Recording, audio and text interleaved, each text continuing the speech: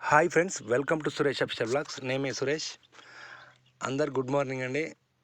ఇప్పుడు మాకు కుమరోళ్ళు కుండలకు వచ్చారండి. ఇది మాకు ఉగాది రేపు కాబట్టి ఖచ్చితంగా ఒకరోజు ముందు వచ్చి వాళ్ళు బియ్యము, నూనె, ఉల్లిగడ్డలు, చింతపండు, పసుపు, కుంకుమ, కొన్ని డబ్బులు ఇస్తే వాళ్ళు ఇసుకపోతే వాళ్ళు 2 బోనాలు చేస్తారండి. మాకు ఇక్కడ ఇది 2 ముత్యాలమ్మ గుళ్ళు ఉంటాయి ఇక్కడ.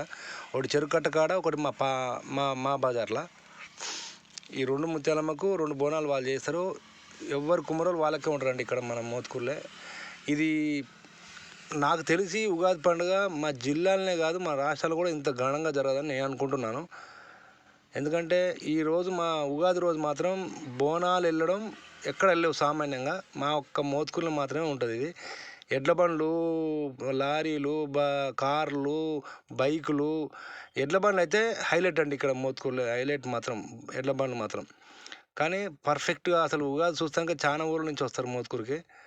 మా దగ్గర ఉగాది అంటే అంత స్పెషల్. ఇది ఎక్కడైనా తీపి పండుగ, కానీ మా దగ్గర మాత్రం ఇది ఆ రోజు యాటలు గీర మొత్తం నాన్ వెజ్ మొత్తం ఒక్కరోజు ఉగాది రోజు అంత గ్రాండ్గా చేసి ఎడ్ల బండ్లకు ఎడ్లు కలర్లు గిలర్లు మంచిగా డిజైన్ మంచిగా చేసి బండ్లకు మంచిగా పూలతో తయారు చేసి సూపర్గా వేస్తారు మా దగ్గర. మాది ఉమ్మడి నల్గొండ జిల్లా మోత్కూరు అండి. ఇది మోత్కూరులో ఇది ఒక స్పెషల్ అంటూ ఉగాది ఎక్కడ లేని విధంగా నాకు తెలిసి మా రాష్ట్రాలు కూడా ఇంత గ్రాండ్గా ఉండదు మా ఒక్క మోత్కూరునే.